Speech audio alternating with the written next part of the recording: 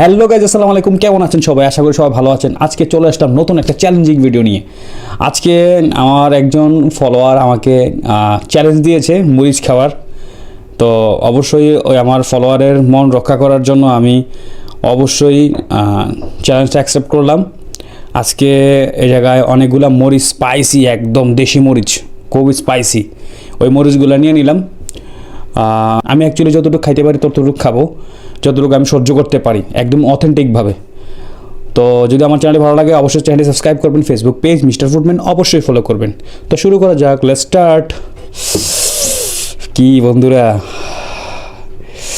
ভাই এখনই আমার দম বেড়ে যেতেছে, কি করব। আই হোপ ট্রাই করি, অন্তত ট্রাইটা করি, দেখি কতক্ষণ পর্যন্ত টিকে থাকতে পারি।